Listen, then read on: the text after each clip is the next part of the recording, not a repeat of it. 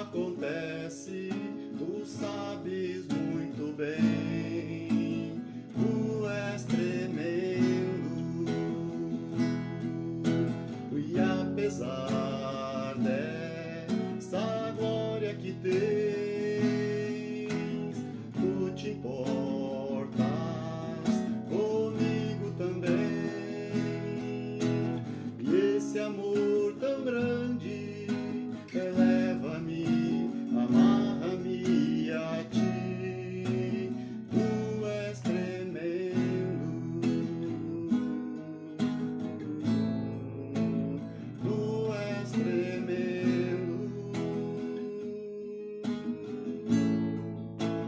tu és tremendo,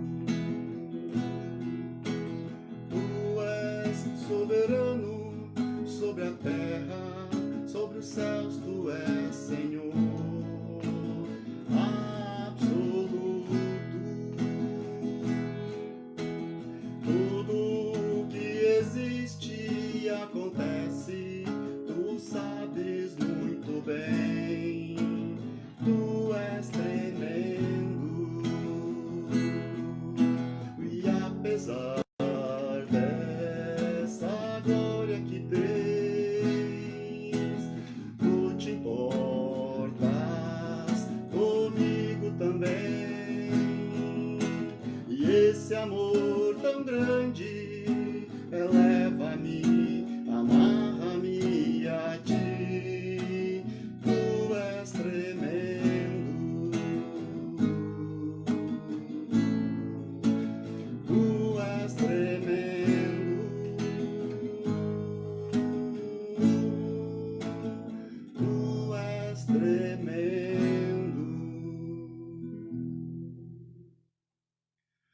Olá, gente. Vamos entrando na sala aí, então. Que alegria ver aqueles que já estão aí conosco, nos acompanhando. E sei que puderam ouvir um pouco desta música, aonde nós manifestamos e reconhecemos a glória do nosso Deus. E podemos dizer que Deus tremendo nós temos. Como Ele é tremendo. E este tremendo significa que nós o colocamos no mais alto e elevado patamar. Não há nada mais além dele. Ele é tudo.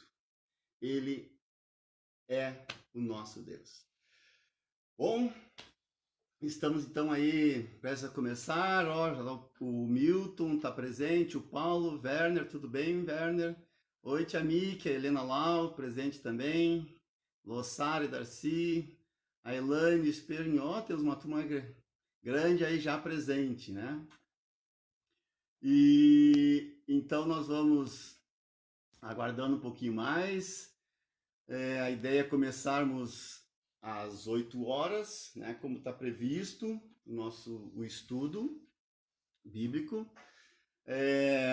Claro que a gente vai fazendo alguns ajustes aqui ainda, por exemplo, agora, né, acendi a luz ali, que parei um pouco mais, porque o meu jogo de luz aqui ele é um pouco diferente, ele fica sobre onde eu estou sentado, então isso às vezes faz um pouco de sombra, mas isso não vai prejudicar em nada daquilo que nós temos para tratar hoje à noite, tenho certeza disso. E nós, então, vamos hoje dar continuidade, enquanto os outros vão chegando, nós vamos dar continuidade ao nosso estudo, prosseguindo da onde a nossa querida pastora Sara parou na semana passada. Ela me convidou para estar aqui essa noite. Falando por enquanto com o pessoal da casa, eu não vi se tem alguém que não seja da nossa comunidade aqui. Mas, de qualquer forma, para ficar registrado, porque mais alguém pode assistir depois este vídeo, ainda vai ficar na nossa página. Então, eu acho que seria conveniente, de certa forma, ter educado da minha parte, que eu me apresentasse, né? Bom, eu sou Alberi, eu congrego na comunidade São Mateus, da ISLB, Igreja Evangélica de Confissão Luterana no Brasil. Sou casado com a Adriana, tenho 2 filhos, a Lara e o João, e para mim é uma alegria alegria, né, reconhecer este Deus maravilhoso e estar na presença dele. Sou funcionário público, sou policial militar na reserva. Eu uso esse termo reserva porque convém que se tenha um breve entendimento. Eu não estou aposentado, eu estou no banco de reserva. Eu saí da carreira ativa e fiquei. É assim que acontece conosco. A gente sai momentaneamente da atividade, mas fica sentado no banco de reserva, esperando que, se houver uma necessidade alguma de nos chamarem, nós voltamos a atuar ainda na carreira ativa. Mas isso só em excepcionalidades, casos muito, diria-se até graves, de que houvesse essa necessidade, não é o caso. Depois de um certo tempo, aí, então sim, nós como militares, aí nós vamos para a reforma, aí nós somos reformados. Então, nesse caso, nós deixamos essa condição de reserva, só para que me conheça um pouquinho.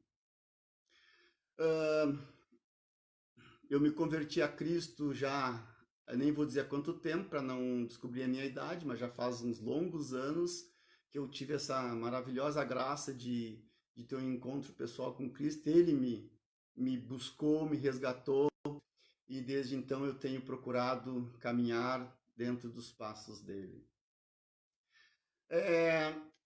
Dentro dos nossos estudos, a pastora Sara, semana passada, ela trabalhou, nós estamos trabalhando o livro de Eclesiastes, né, tentando entender um pouco do que o pregador, o que ele tem para nos ensinar das suas inquietudes, o que ele tem para nos dizer daqueles questionamentos que ele mesmo se permitiu fazer, o que ele tem para nos mostrar, como ele pode nos revelar através disso, nos revelar a vontade de Deus para nossas vidas.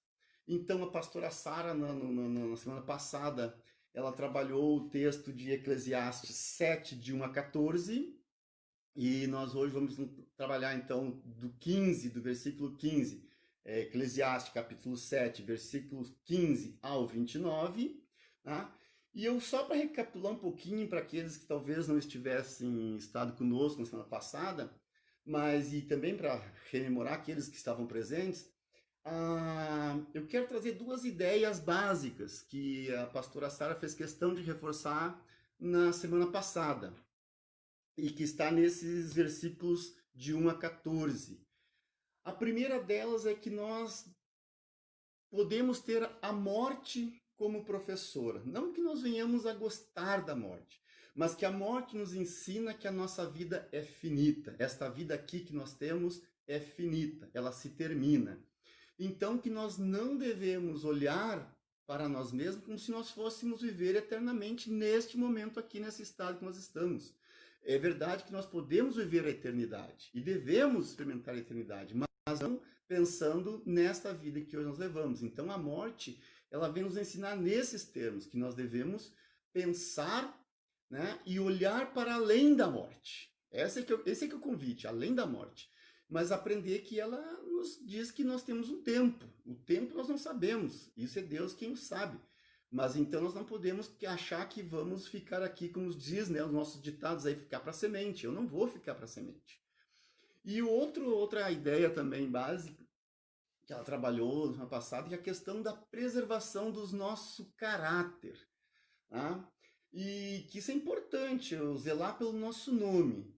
Mas aí nós talvez também tenhamos que tomar um cuidado, e nós vamos estar trabalhando um pouco mais essa questão hoje, que nós devemos sim zelar pelo nosso nome, nós temos que pensar de legado como nome, mesmo para aqueles que nos acompanham, que nos cercam. Mas a questão é, nós não podemos também zelar tanto pelo nosso nome e esquecer de zelar pelo nome de Deus. Na nossa vida, importa que nós venhamos a zelar pelo nome de Deus. Ele tem que ser mais importante para nós. E eu me lembro que a pastora Sara falou que ela fez um curso, inclusive, de bíblico, antes de iniciar a faculdade de teologia, e um professor dela disse assim, ó, o que vocês gostariam que tivesse escrito na lápide de vocês, no túmulo de vocês? Que ficaria registrado lá, então, como algo que definisse a vida de vocês. ela nos diz que isso aí foi com o objetivo de justamente chamar a atenção deles de que a vida é finita, de que a vida se termina. Tá? E aí eu também, nessa linha, eu perguntaria assim, o que, que nós gostaríamos de ter escrito lá? Dizer que aqui jaz alguém bom? Ou talvez não seria melhor que ele botasse assim, aqui descansa alguém que amou a Deus? Porque esse ser bom, eu posso estar sendo bom segundo os meus princípios, segundo aquilo que eu acho que é bom. Mas nós estamos sendo bons na visão de Deus? Então eu prefiro, se eu digo que aqui já descansa alguém que amou a Deus, porque aí, se nós amamos a Deus, não há como nós buscarmos fazer o que é bom e correto, porque isso se reveste em amar a Deus, é fazer aquilo que é santo, que é bom. Se porventura o meu som, a minha fala não estiver chegando bem aí, tá? Vocês, por favor, vão me falando, embora aqui o meu meio congelou aqui as pessoas que estão presentes, mas eu acredito que estão recebendo, eu acredito que nós estamos ao vivo na página da comunidade São Mateus, certo? Bom, e agora então eu queria, antes ainda de nós começarmos, também trazer para já iniciar a nossa meditação, relembrar um versículo que nós estudamos há algum tempo atrás, lá nesse livro mesmo de Eclesiastes, no capítulo 2, se vocês têm a Bíblia de vocês aí, quiserem acompanhar, pode olhar, e no versículo 3, olha o que está escrito lá, nós já olhamos isso, eu só estou recapitulando alguma coisinha, porque vai ser proveitoso para nós agora durante o nosso estudo de hoje.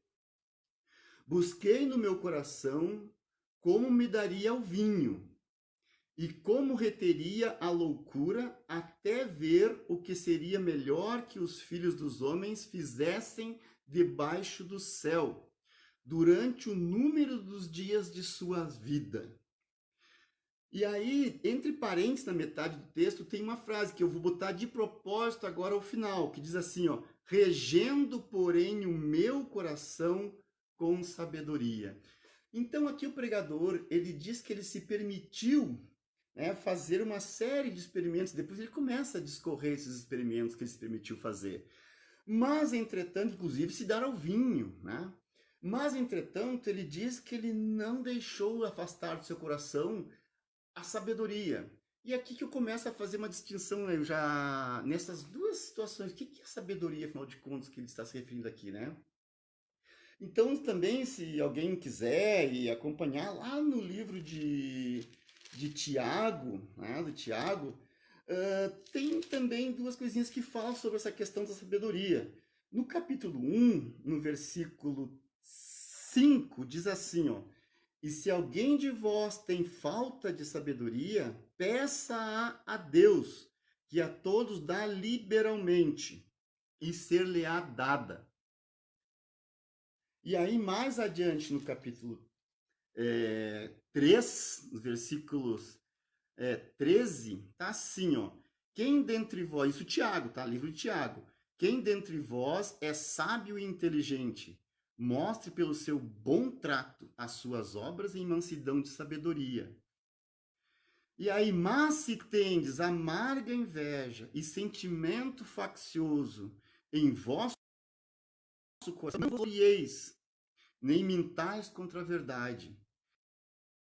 Essa não é a sabedoria que vem do alto, mas é terrena, animal e diabólica. Mas a sabedoria que vem do alto é primeiramente pura, depois pacífica, moderada, tratável, cheia de misericórdia e de bons frutos, sem parcialidade e sem hipocrisia. Então aqui eu volto agora para o nosso texto original, lá no caso de Eclesiastes, e para fazer agora a leitura do texto. Antes eu tinha que fazer esse resgate aí para que a gente pudesse ter algumas coisas em mente, mas agora eu volto ao texto, nosso texto no caso, né? Para que a gente então avance no nosso estudo. Então tá assim lá em Eclesiastes, agora sim, 7, versículos 15 ao 29. Tudo isso vi nos dias da minha vaidade. Há um justo que perece na sua justiça, e há um ímpio que prolonga os seus dias na sua maldade. Não sejas demasiadamente justo, nem demasiadamente sábio. Por que te destruirias a ti mesmo? Não sejas demasiadamente ímpio, nem sejas louco. Por que morrerias fora do teu tempo? Bom é que isso, e também disso não te retires a tua mão, porque quem teme a Deus escapa de tudo isso. A sabedoria fortalece o sábio mais do que 10 governadores, em algumas traduções diz mais do que 10 prefeitos, que haja na cidade. Na verdade, não há homem justo sobre a terra, que faça bem e nunca peque. Tampouco apliques o teu coração a todas as palavras que se disserem, para que não venhas a ouvir que o teu servo te amaldiçoa. Porque o teu coração também já confessou muitas vezes que tu amaldiçoaste a outros. Tudo isso inquiri com sabedoria e disse: sabedoria adquirirei, mas ela ainda estava longe de mim. Longe está o que foi e profundíssimo. Quem o achará? Eu tornei a voltar-me e determinei em meu coração saber e inquirir e buscar a sabedoria e a razão e conhecer a loucura da impiedade e a doidice dos desvarios. E eu achei uma coisa mais amarga do que a morte. A mulher cujo coração são redes e laços, e cujas mãos são ataduras. Quem for bom diante de Deus, escapará dela, mas o pecador virá a ser preso por ela. Vedes aqui, isto achei, diz o pregador, conferindo uma coisa com a outra para achar a causa. A causa que a minha alma ainda busca, mas não a achei. Um homem entre 1000 achei eu, mas uma mulher entre todas estas não achei. Vede, isso tão somente achei, que Deus fez ao homem reto, mas ele buscou muitas invenções. Esse é o texto, então, que nós queremos olhar hoje à noite, mas eu queria, antes disso, pedir e orar para que Deus nos abençoasse e nos revelasse a sua sabedoria. Senhor Deus e Pai, nós te agradecemos, nós te louvamos e te bendizemos. Senhor, pedimos para que tu abras o nosso entendimento, abras o nosso coração e nos deixe, Senhor, saber o que tu tens para nos revelar esta noite. Isso nós fazemos em nome de Jesus. Amém. Bom, nós vemos então no versículo 15 do nosso texto, agora a gente vai começar a trabalhar um pouquinho os versículos, que está dizendo assim, né? Tudo isso vi nos dias da minha vaidade. Há um justo que perece na sua justiça, e há um ímpio que prolonga os seus dias na sua maldade. Caim e Abel, ambos fazem a sua oferta perante Deus. Deus se agrada da oferta de Abel e não se agrada de Caim. Caim, tomado de amargura, arma uma cilada e mata Abel. Nabote tinha uma vinha. Isso no reinado do rei Acabe. O rei Acabe quer a vinha para ele. Vai, fala com Nabote, mas Nabote está irredutível. Não, é a herança de meus pais. Não vou vender, não vou dar, não faço nada. E o rei fica se sentindo mal com aquilo aí. Mas ele vai, retorna ao seu palácio, e lá ele inclusive nem se alimenta. Eu diria assim, nos dias de hoje, o rei faz beicinho. E vai deitar-se assim. Sua esposa, Jezabel, percebendo que o rei não está normal, pergunta: o que há? Ele então fala que queria a vinha, mas entretanto Nabote não quis lhe dar a vinha. Então ela diz a ele: deixa que eu resolvo isso. O que faz Jezabel? Ela arma para cima de Nabote e faz com que falsas testemunhas declarem que ele havia blasfemado. E com isso o tiram para fora da cidade e ele é apedrejado. Então ela volta a Acabe e diz: toma posse da vinha.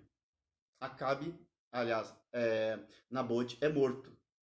E ele vai e toma posse da vinha. Diga-se de passagem, Acabe foi considerado um dos piores reis de Israel. Acabe era considerado um rei que não andou segundo os caminhos do Senhor.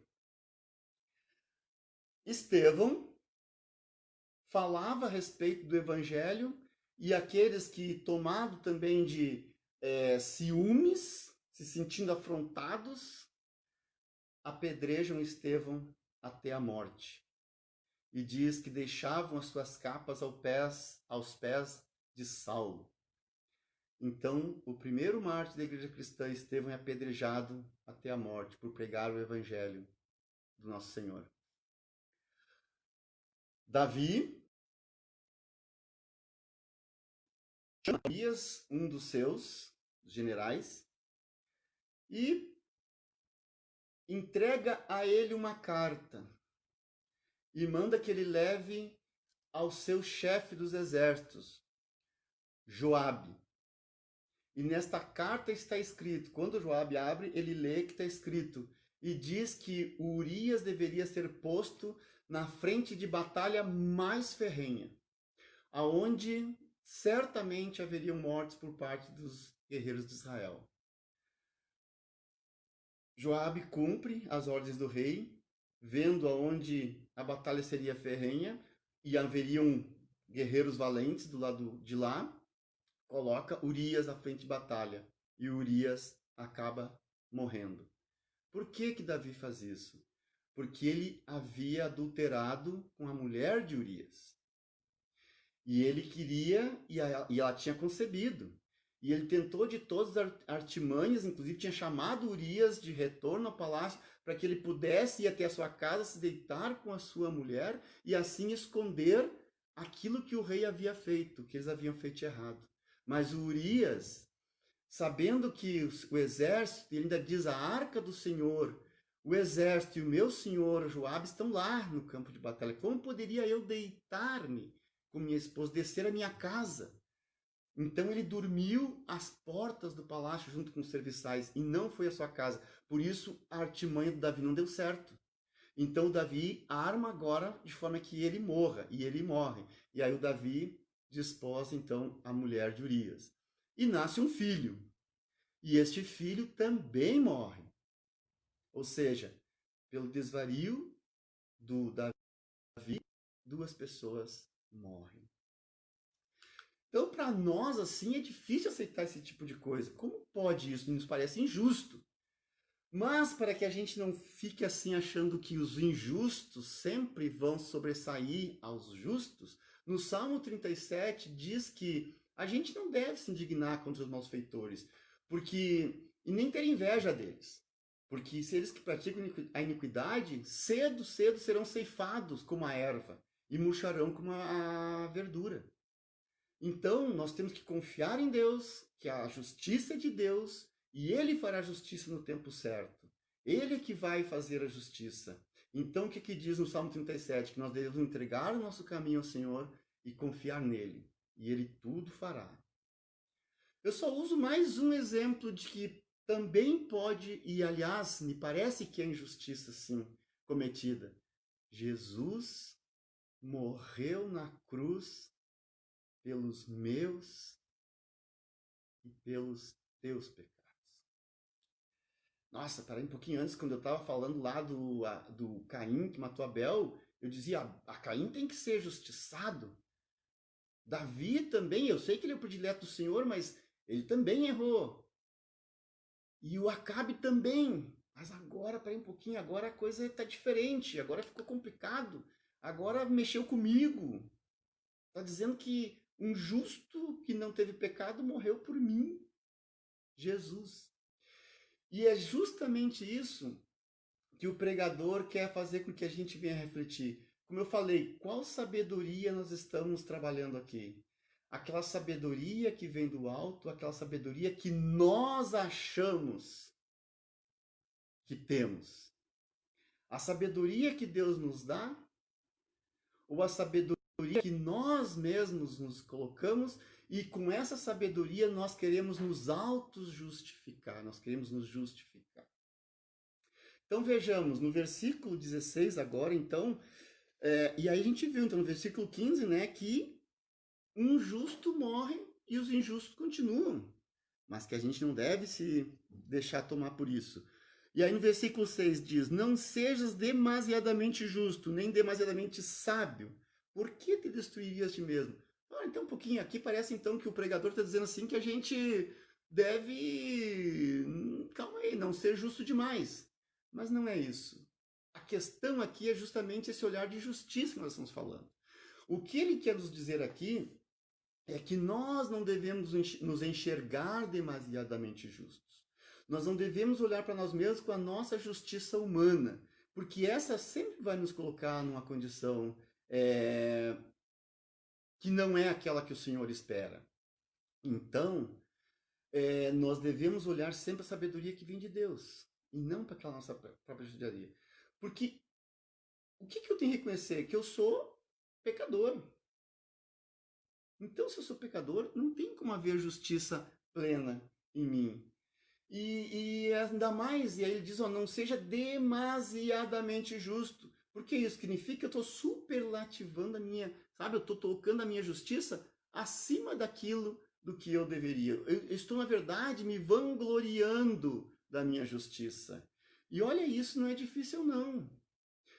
Muitas vezes nós mesmos queremos justificar. E olha quantas vezes, quem já não ouviu ou já não, às vezes, colocou essa frase para si mesmo?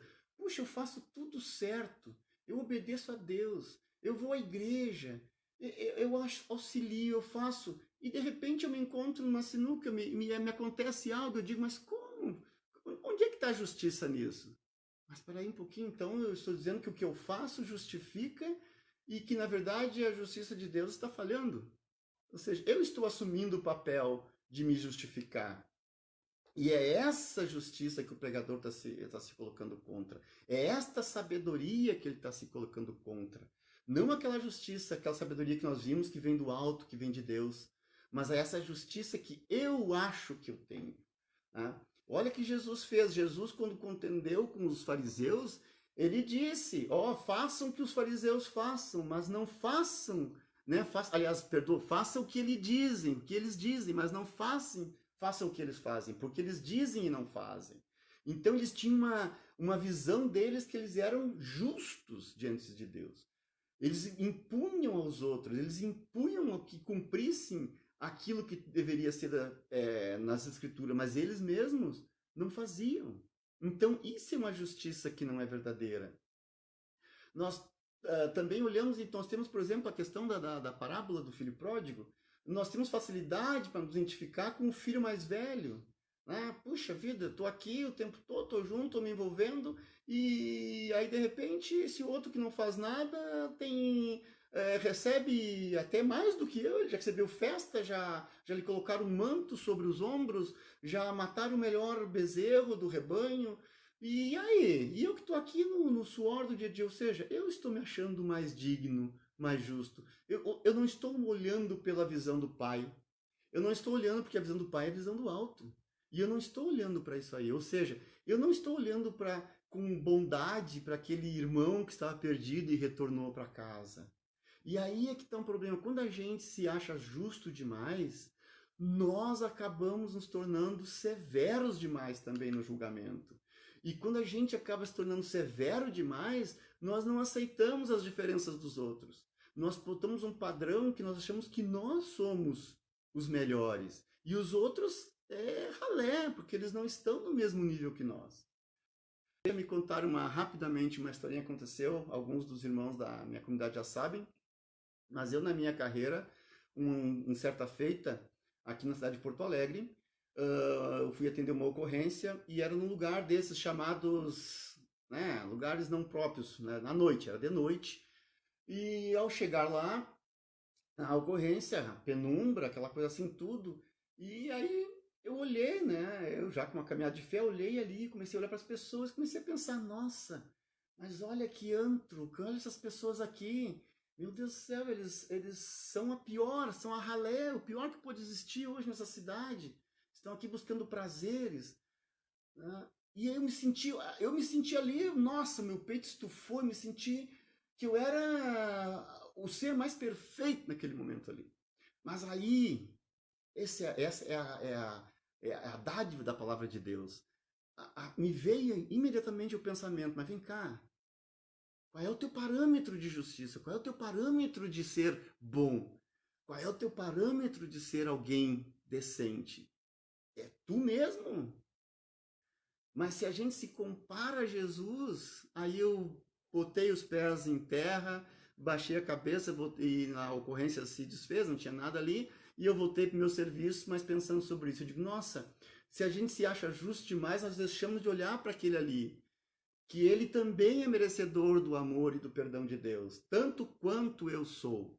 Ele não é pior do que eu, o pecado dele não é maior e nem pior do que os meus pecados. E é isso que o pregador está nos chamando a atenção. Ele quer que a gente olhe para isso. Eu rapidamente aqui, até porque, nossa, como o tempo corre, gente, quando a gente está falando aqui, que coisa impressionante. Mas eu quero também dizer assim uma questão dessa essa percepção nossa de conceito do que é bom e do que é. Muitas vezes, eu quero falar rapidamente a filosofia aqui, uma questão do que é moral e do que é moralidade. Moral é aquele conceito do que é certo, do que é bom e do que é justo. Isso seria em uma visão nossa do que é algo moralmente bom. E o que é a moralidade? Aí é onde a gente normalmente se perde. A moralidade é a prática da moral. Ou seja, é o meu ato prático, é a minha ação, é aquilo que eu faço. E muitas vezes aí é que reside, inclusive, as nossas desavenças com outros, os nossos desacordos com outros. Uso como exemplo, eu aqui na minha casa, eu, a minha esposa, a Adriana e os meus filhos, nós constituímos um agrupamento social. Então nós temos como sociedade um regramento e nós temos uma conduta aqui dentro. E muitas vezes o nosso agir difere até mesmo às vezes do meu vizinho ou de outros, enfim, né? E com isso, essa prática eu acabo, nós nos chocamos, porque a prática da moral às vezes é diferente. E aí também muitas vezes que acontece na nossa própria sociedade, que a gente não entende muitos grupos, porque a gente pensa assim, puxa, como é que esse grupo de pessoas fazem isso, se nós temos isso da lei, ou temos aquilo outro que nos dirige. Mas aí é que nós temos que ver, é que a nossa percepção do que é, muitas vezes, não é a mesma deles, ou eles não têm a mesma percepção conosco, então por isso que há divergência. Então, por isso que diz que nessa prática a gente tem que olhar bem para a gente não estar mergulhado naquilo que nós pensamos, naquilo que nós nos condicionamos, porque a nossa moralidade é condicionada, e especialmente é condicionada pela nossa finitude. Então, o que acontece? Eu acho que, eu me julgando que eu sou o melhor de todos, nesse meu tempo, aquilo que eu dito como justiça é o meu padrão. É o que eu acho. Então, o meu padrão moral é que eu julgo que deveria ser o mesmo padrão moral para os outros. Mas aí é que nós temos que olharmos desse pensamento e olharmos para o padrão de Deus, que não é nem o meu nem o do outro, é o padrão de Deus, é a sabedoria que vem do alto, é a sabedoria que vem de Deus, é a justiça que Deus nos apresenta. Então nós deixamos de lado esse nosso orgulho, essa nossa moral orgulhosa e nos permitimos, com humildade, nos colocarmos na presença de Deus e receber o que Ele tem para nos dizer.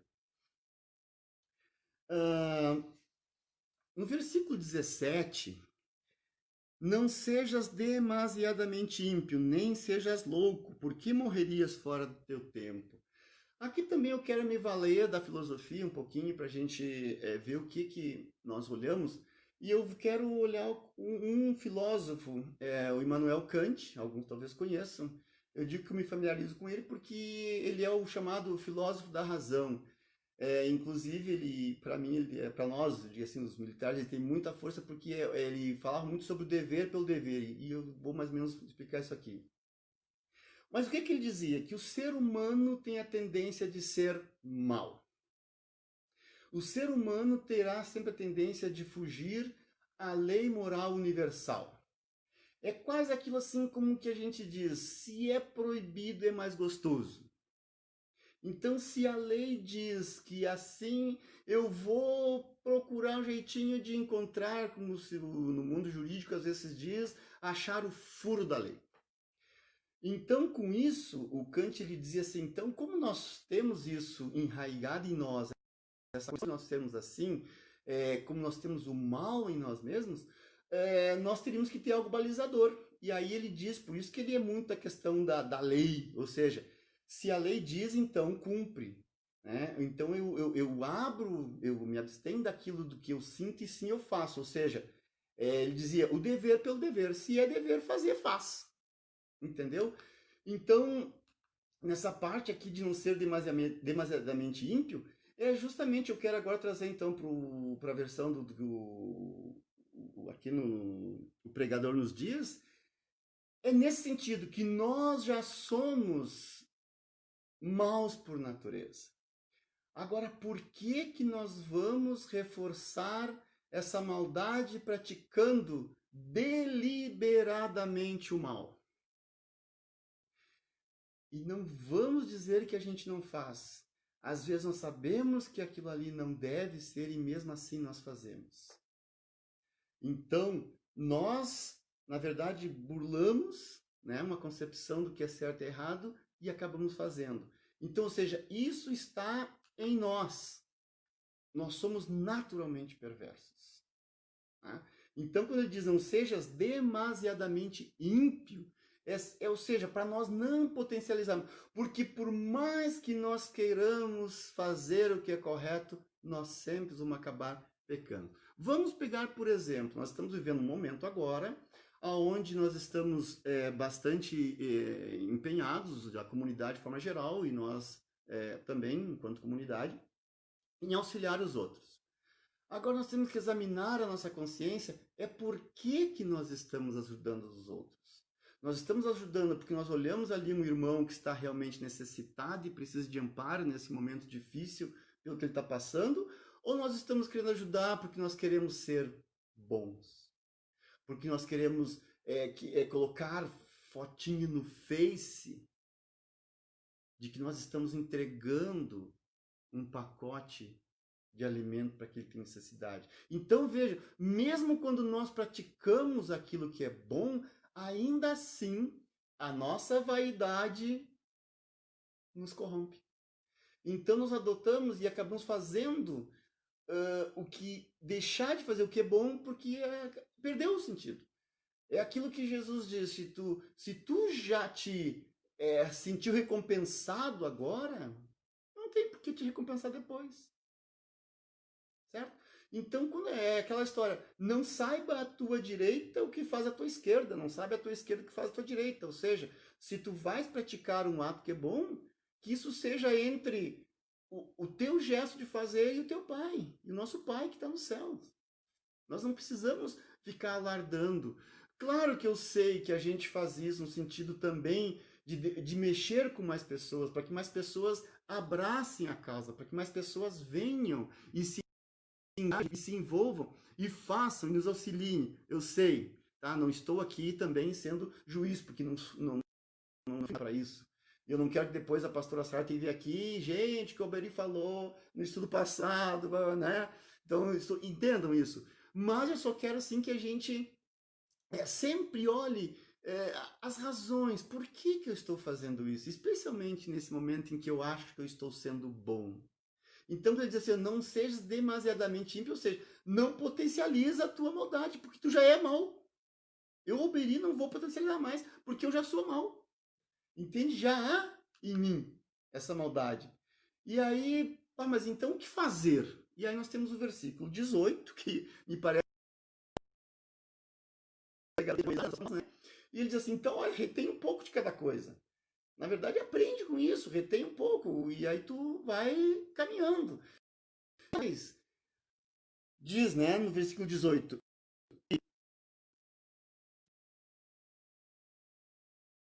quem tem a Deus está em Deus. Então, onde é que está a chave?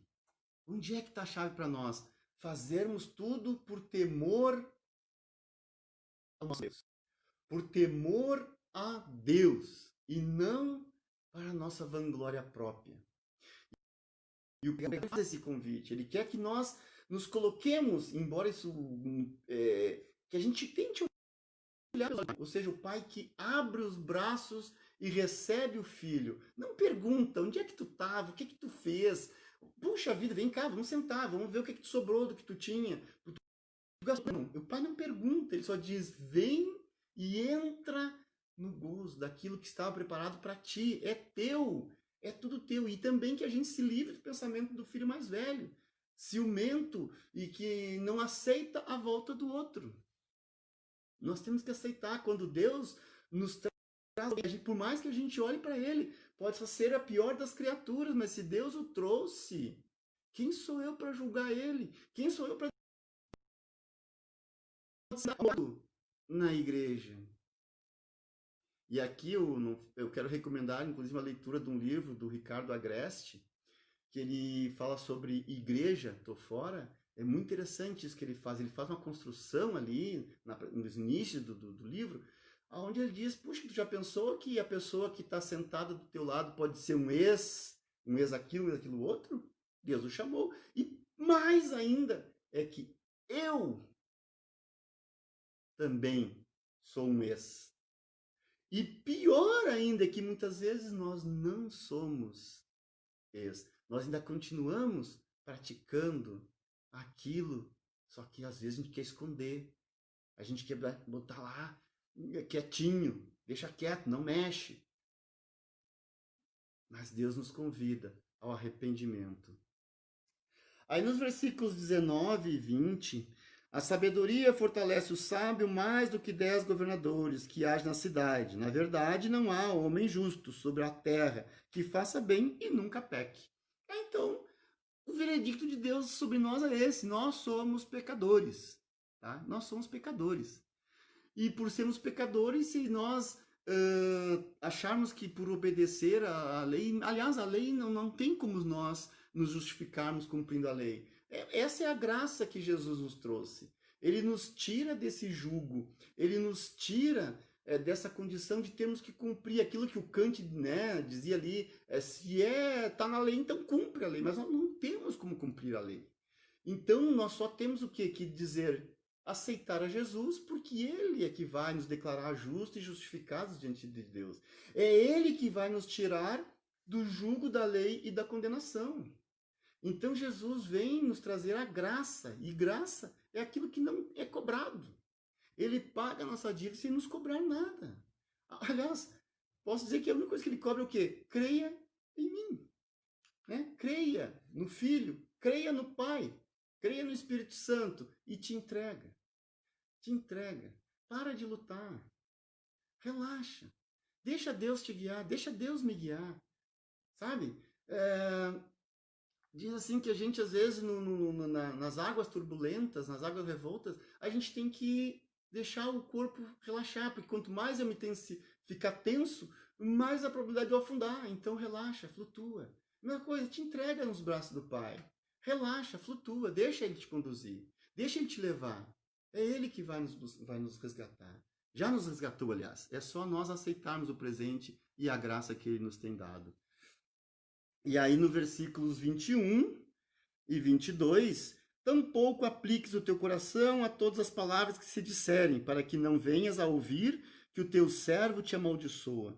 Porque o teu coração também já confessou muitas vezes que tu amaldiçoastes a outros. Olha só isso aqui. Né? Mas aqui eu acho que o pregador ele se perde um pouquinho. Porque eu nunca falei mal de ninguém. Fala bem baixinho, porque eu nunca falei mal de ninguém. Acho que isso não se aplica para mim. Aliás, ninguém falou. Alguém aqui será que já falou mal do seu chefe? Da sua empresa? Já falou mal de alguém? Não, certamente que não. Mas essa é a questão, gente. É que, na verdade, sim. Sim. Então, o que ele quer dizer aqui com isso? Que a gente não deve dar ouvidos a tudo que nos dizem. Por quê? Porque as pessoas, assim como eu, são más. E muitas vezes elas vão dizer coisas que vão nos prejudicar, sim. Vão nos atingir, sim. Mas também nós temos que pensar que nós também fazemos isso. Que nós também falamos coisas que prejudicam, sim. E muitas vezes, mas eu elogio, eu falo, mas aí temos que tomar cuidado também de ver se nós não estamos sendo bajulados e se nós não estamos sendo bajuladores, que também não é bom. Ou seja, e nós temos a tendência, inclusive, de o quê? Aqueles que nos bajulam, esse é o cara, a gente quer do lado da gente, a gente acha que esse é o bom. Mas aquele que muitas vezes nos fala certas verdades, a gente não quer. Né? Então, se forem elogios, a gente tem a tendência de aceitar. Mas a gente tem que, na verdade, é filtrar isso. Tá? Não se deixar levar nem pelas palavras que são muitas vezes pesadas, mas também não se deixar levar pelas bajulações. Então, o que aqui nós somos chamados pelo pregador? A sermos prudentes, a analisar as coisas, avaliar as coisas. E como é que a gente vai avaliar essas coisas? Mais uma vez eu volto, tendo como parâmetro, como padrão, a sabedoria que vem do alto, não a sabedoria que vem de mim. Tem uma passagem lá na Epístola de Judas, e agora vamos encaminhando para o nosso final já, que diz assim, ó, quando o arcanjo Miguel disputava com Satanás o corpo de Moisés, diz que nem o arcanjo se sentiu na liberdade de pronunciar alguma palavra de juízo contra o diabo. O que ele simplesmente disse? O Senhor te repreenda. O Senhor te repreenda. Ou seja, ele não disse palavra mais do que isso. Mesmo ele sendo arcanjo, ele disse não. Por quê? Para não correr o risco de ele estar se colocando no lugar de Deus. E por fim, agora os versículos 23, né? E até o 25. Tudo isso inquiri com sabedoria e disse, sabedoria adquirirei, mas ela ainda estava longe de mim. Longe está o que foi e profundíssimo. Quem o achará? Eu tornei a voltar-me e determinei em meu coração saber e inquirir e buscar a sabedoria e a razão, e conhecer a loucura da impiedade e a doidice dos desvarios. Então, até aqui, o que o pregador está dizendo aqui? Ó? Gente, nós somos limitados, tá? Por mais que a gente se dedique, por mais que eu aprofunde meus estudos, por mais que eu procure sabedoria, não adianta. Nós não vamos atingir a plenitude. Nós não vamos saber tudo, né? E ainda mais se nós estamos falando de Deus. A ciência hoje a ciência nos diz uma coisa, amanhã já diz outra. Alguém defende uma tese, amanhã outro levanta uma antítese e já mostra que é diferente. Agora imagina se nós vamos querer sondar e esclarecer por completo Deus. Não, nós temos que entender que nos basta aquilo que Ele vai nos revelando, aquilo que Ele quer se revelar a nós. Mas aquele que diz que conhece a Deus, me perdoem, mas eu acho que está cometendo uma grande heresia. Não tem quem conheça a Deus. O que Jesus diz? Quem pode conhecer o homem senão o Espírito que nele habita? Eu sei o que eu penso de mim mesmo. A minha esposa, certamente. Eu não sei exatamente como ela é e quem ela é. Eu tenho aquilo que é no nosso convívio, acaba se revelando. Mas ela sabe quem ela é. Eu sei quem eu sou. Inclusive as coisas que eu mantenho em oculto dos outros. Mas de mim mesmo eu não tenho como esconder. E muito menos o Espírito de Deus. Tá? Então tem coisas que sempre vão fugir ao nosso entendimento. E aqui eu me uso também de uma expressão do Calvino. Ele dizia assim, ó, douta ignorância. E eu vou ler porque acho que vale a pena. E não nos envergonhemos por ignorar algo deste assunto, no qual há certa ignorância mais douta que o saber. melhor faremos em dispor-nos a abster-nos de um conhecimento cuja exibição é astuta e perigosa, e até mesmo perniciosa. Se a curiosidade da nossa mente nos solicitar que investiguemos tudo, sempre temos em mãos essa sentença para rebater a nossa pretensão. Qual é a sentença? E aqui eu acho fantástica, achei fantástica essa frase dele. A frase é: quem esquadrinhar a majestade de Deus será oprimido pela sua glória. Nossa, por mais que eu tente esquadrinhar Deus, eu só posso chegar a um estado de dizer assim, ó, meu Deus, não há como. É glória demais para mim. Foge a minha compreensão. Não tem como, sabe? Eu li um livro, aquele Decifrando o Genoma Humano, e ali um cientista, quando começa os trabalhos, ele não acredita em Deus. Mas ao final, ele se queda do que ele vai descobrindo, ele vai vendo, e ele diz assim, não há outro caminho a não ser a existência de Deus. Ali na ciência, ele é obrigado a se colocar de joelho e dizer, não há como, isso aqui que nós estamos revelando na ciência, não há como se não existir Deus, só pode existir Deus. Eu acho isso fantástico, né? E no próprio Eclesiastes, nós estudamos ali, se vocês estão lembrados, não sei, mas relembro, no capítulo 3, no versículo 11, né? Que diz que tudo Deus fez formoso ao seu tempo e colocou o mundo no coração do homem, né? Mas, entretanto, o próprio Deus não permitiu que o homem descubra a sua obra desde o momento em que ele fez até o fim, ou seja, desde o princípio ao fim. A gente pode entender em partes algumas coisas, mas na totalidade não vamos entender, ok? Agora, os versículos seguintes, 26, 27 e 28, eu não vou entrar propriamente no estudo, porque isso, conversando com a pastora Sara, ela vai retomar esses versículos no próximo estudo. E eu digo, ainda bem, porque vai sair de lascar. E é bom que seja ela tratar desse assunto, tá certo? Até porque o inverno tá aí e eu quero poder dormir na minha cama, lugar quentinho, se me entendem. Então, mas de qualquer forma, assim, eu não quero me também fugir de dar uma breve visão sobre isso aí. Né? Embora aqui o pregador, porque ele fala, eu só vou resumir, não vou nem ler os versículos, né? Que ele diz que não encontrou ninguém que fosse justo, nem encontrou um único homem, mas a mulher nenhuma. Então parece que ele é machista, é sexista, enfim, todas essas coisas que colocam o homem contra a mulher e a mulher contra o homem, né? Mas não é isso que está acontecendo ali. Até porque ele não está falando da mulher no sentido lato sensu, ou seja, no sentido amplo. Ele está falando, e aí nós temos que ver quem é o pregador, né? Que ele está falando de um grupo de mulheres que tinha junto a si. Esse é que é o detalhe. Tá? E quanto ao homem que ele se refere, eu não sei, ele não é mencionado nas escrituras. Nós não sabemos quem é esse homem. Eu fico a pensar, e se nós olharmos, quem ele estaria? O profeta Natã, que chamou o rei Davi à razão? No caso do Urias, o próprio Davi, que é considerado o justo diante de Deus, o digno, né, diante de Deus, pelo menos justo não, mas digno diante de Deus. Enfim, ele próprio, não creio. Mas o próprio Urias, talvez, não. Mas eu vejo também como que num relance do Espírito Santo, e lá atrás tem um outro versículo, você lembra, que dizia, né, que não há nenhum homem que faça o bem. Essa é o olhar de Deus para os homens, ou seja, não há nenhum homem que pratique o bem.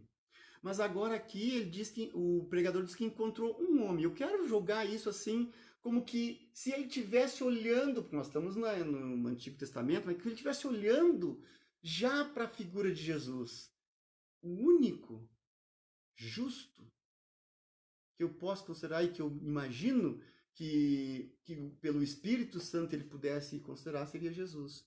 Porque o Antigo Testamento nos aponta sempre para Jesus. Então eu estou apenas navegando nas minhas ideias, né, que poderia no lampejo. E quanto à mulher, eu deixo com a pastora Sara nos próximos estudos, mas eu só quero dizer o seguinte também, eu quero pegar para mim uma coisa, onde fala ali mulher adulta, eu quero usar outro sentido, no sentido de sedução, no sentido de prazeres transitórios, né? Então, o que nos seduz? O que hoje, nos dias de hoje, sim, o que nos leva a substituir Deus? O que me seduz? O que é aquilo que eu coloco no lugar de Deus? E eu quero só para encerrar, então, contar uma rápida historinha. Você já ouviu falar na Guerra de Troia, né? Pois bem, depois da vitória dos gregos sobre os troianos, a queda de Troia, Ulisses, que era um desses, ele retorna com seus guerreiros, né, para a Grécia. O que acontece? Nesse retorno, ele sabe que ele vai ter que passar com seu navio próximo a uma ilha onde eles sabiam que existiam sereias. E o que acontece então? Ulisses, ele pede para os seus guerreiros que o amarrem no mastro do navio e que os próprios guerreiros colocassem tampões nos seus ouvidos.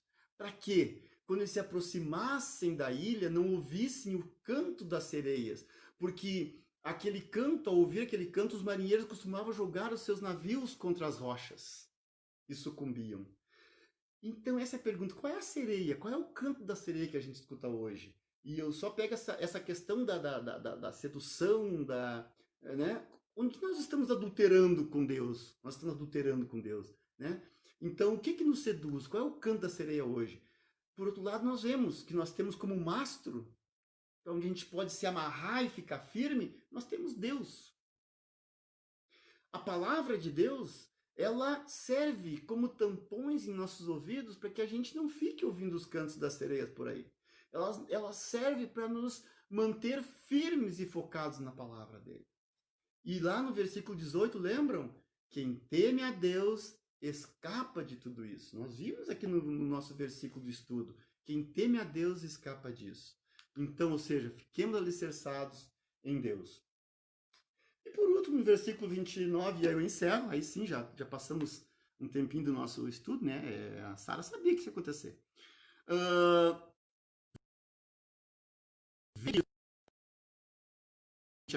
Ele buscou muitas invenções. O que está dizendo? Nós fomos criados perfeitos. Deus nos fez perfeitos. Até mesmo com a possibilidade de errar. Vejam, ele com a liberdade de errar, ele nos deu o livre-arbítrio. E nós, por querermos e buscarmos, né, como diz, muitas coisas, acabamos pecando, acabamos caindo. E aí hoje nós somos seres caídos, pecadores, e que carecemos da glória e da graça que só Jesus pode nos dar. Só Jesus pode nos modificar. Só Jesus pode nos levar de volta ao Pai. Concluindo e resumindo, não devemos buscar a nossa autojustificação. Devemos sim buscar a sabedoria que vem do alto. E devemos, acima de tudo, confiar em Jesus, sabendo que só Ele tem o poder de nos justificar, só Ele tem o poder de nos apresentar santos diante de Deus e nos fazer escapar da ira que virá.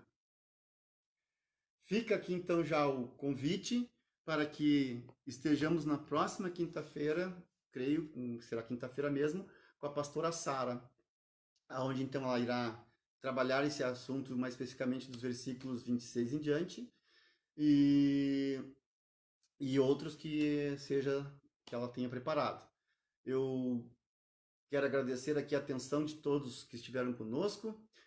Não sei porquê, mas o meu celular não está me mostrando aqui, eu não posso nem sequer fazer a referência às pessoas que estão presentes. Mas espero que essa palavra e sirva de auxílio na caminhada de cada um, assim como me auxilia na minha caminhada também. E eu queria então encerrar esse nosso estudo agora com uma oração. Pode ser? Querido Deus, nós te agradecemos por este momento de podermos estar aqui ouvindo da tua palavra. podemos buscar um pouco mais de compreensão e, principalmente, Senhor, que essas palavras não fiquem só no estudar, mas que ela penetre firme no nosso coração, na nossa mente e nos modifique, nos transforme e nos habilite sempre para estarmos na Tua presença. E que nós saibamos reconhecer nisso tudo que é o caminho que nos aponta para a graça de Cristo, porque é Ele que pode nos apresentar diante do Pai justificados. Então, mas essas palavras que o pregador nos traz, elas ajudam a que nós possamos entender o nosso jeito de ser, o nosso próprio jeito de ser, os conflitos que nós temos em nós mesmos. E que nós não venhamos a cair nesses conflitos nos justificando a nós mesmos, achando que nós somos justos e bons diante de Deus. Não, não somos. Temos que começar o nosso processo de mudança reconhecendo que somos pecadores e aí aceitando a oferta de Cristo na cruz. O seu sangue que nos redime, o seu sangue que nos salva, o seu sangue que nos limpa e nos resgatou para a glória de Deus Pai. Amém. Amém. Boa noite, queridos. Até o próximo encontro.